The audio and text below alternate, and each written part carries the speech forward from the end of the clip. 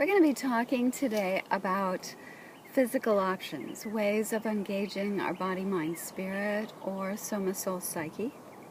And probably the place to begin is going to be yoga, which most of us think yoga and think of the asanas or the exercises, the positions in which we either practice or see others practice. And with the asanas, most people think of the flexibility that's derived from practicing the yoga asanas.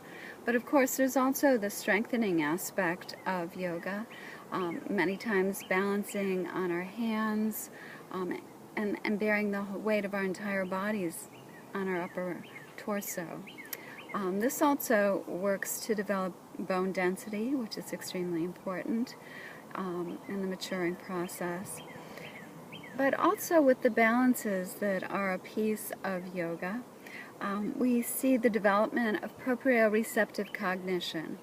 And that actually is an ability, a neurological wiring that so many people tend to lose as they get more mature.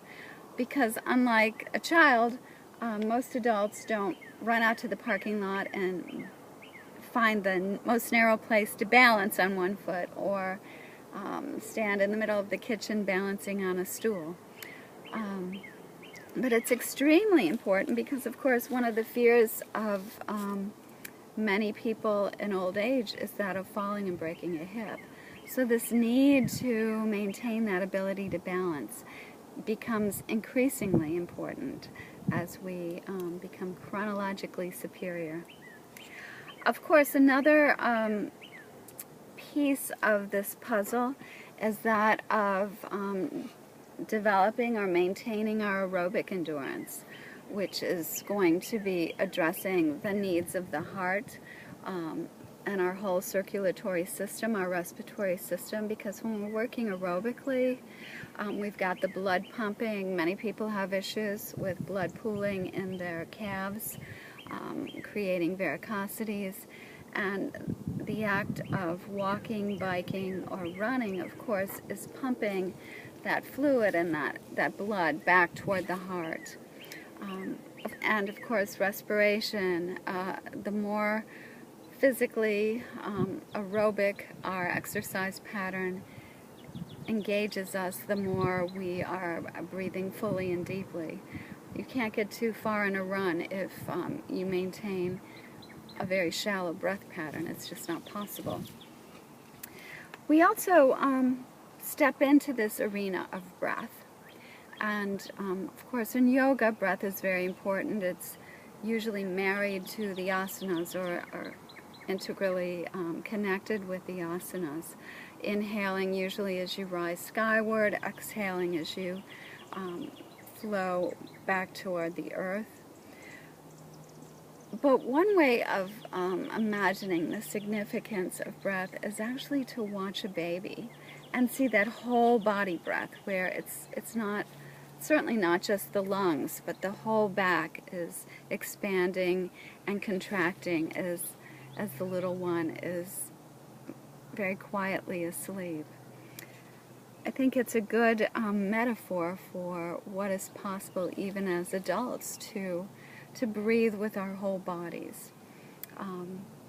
Risa talks about in somatic intelligence this issue of there's no such thing as a deep breath. And her point there being that if you don't do a full exhalation, you can't possibly take a deep breath in.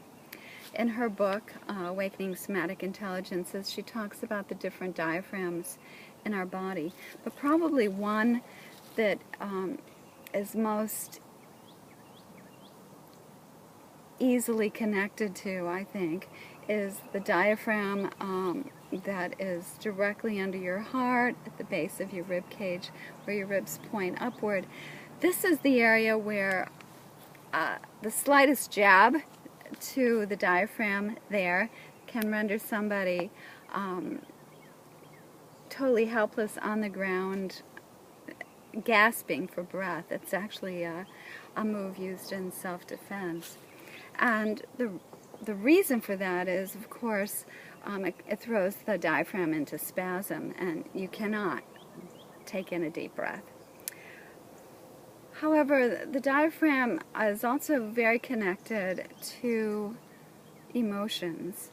If we can think for a moment of a baby, or perhaps ourselves, after a bout of sobbing, really deep, total body crying.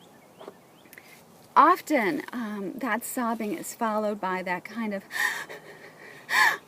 where the individual is trying to catch their breath up to where they are in the moment. And that to me is an image of that connection with emotion and with the breath. Also, some of us are gaspers when we're taken by surprise, whether it's a surprise birthday or somebody jumps out from behind a door thinking they're clever and shocking us.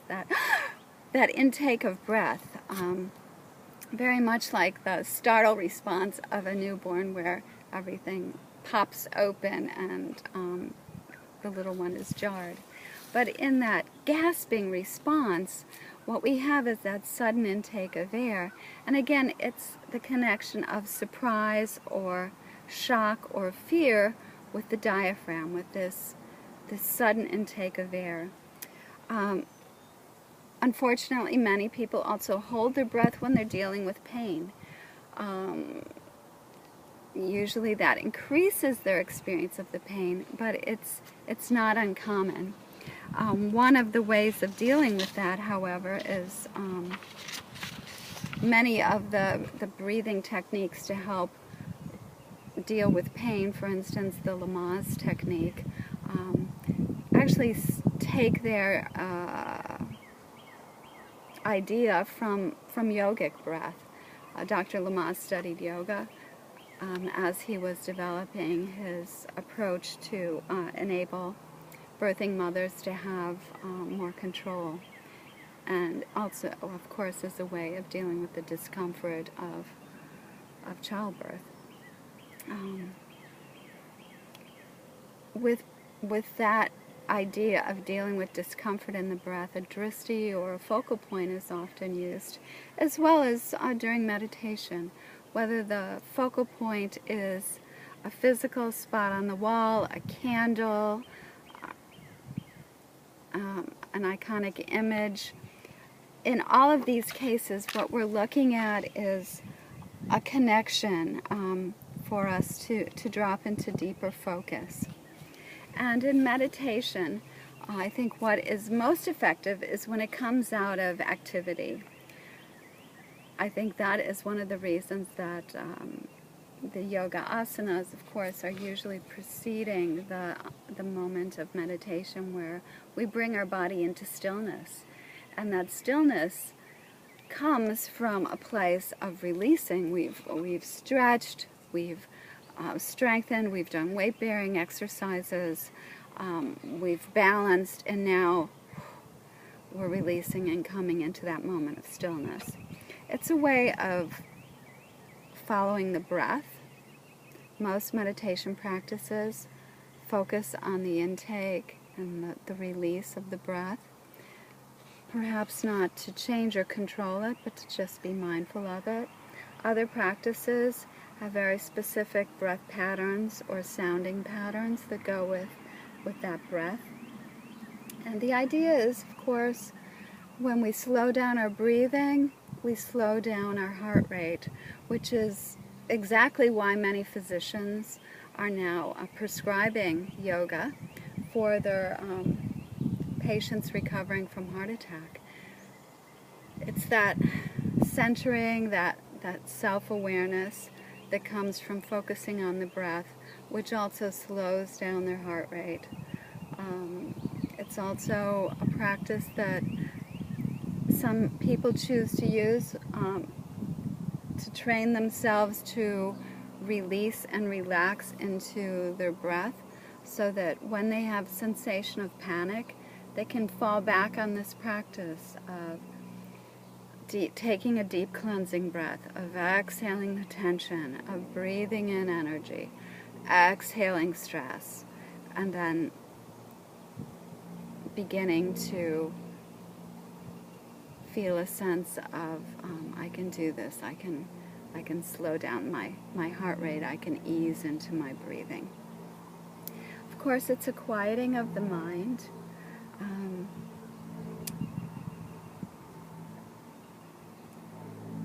In Awakening Somatic Intelligence, this concept of embodied mindfulness is a term that Risa uses in place of meditation. She also calls it presencing, or drinking in and kissing back the unbounded spaciousness as the beloved. So big images of using this time to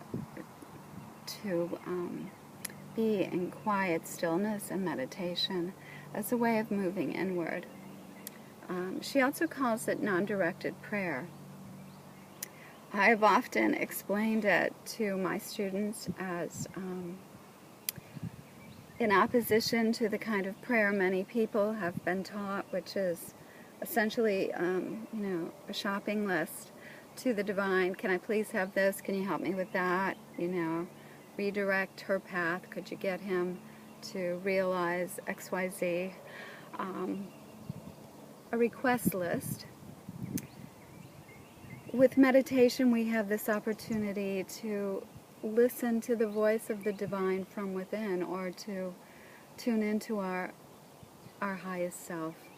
And that's a course that isn't usually offered in our daily round, unless we make it an essential part of our experience. So, this idea of meditation is another aspect of our practice that we're looking at. And then we have the issue or the agenda of relaxation. So we've taken time to be aerobic, to walk, run, jog, bike, elliptical machines, whatever it is that gets our circulation going, warms us up, and engages our whole being in the process. Many people find they get into the zone doing an aerobic activity. We have the asanas, or the exercises that help stretch us. Certainly if you're a runner, you're aware of tight hamstrings being an issue, quadriceps that are overworked and sometimes deal with injuries. So asanas are exercises that work on our flexibility, range of motion, and enable us to maintain our balance and feel a sense of connection. And then this idea of meditation, or coming into stillness with our breath, or mindfully focusing on that aspect of our body self, soma-self. But the component that's often forgotten is that of restorative rest. And I think that's one of the major needs in our high-pressure, hurry lifestyles, is to learn how to take on positions that really help us drop immediately into deep, relaxed states. Progressive relaxation training is one way into this, but there's also many restorative rest positions that will enable us to actually go into REM sleep, go into dream state, and in 15 minutes emerge feeling fully relaxed, without an alarm, waking up naturally. Restorative rest is something that I think is essential, especially to busy students with full lives.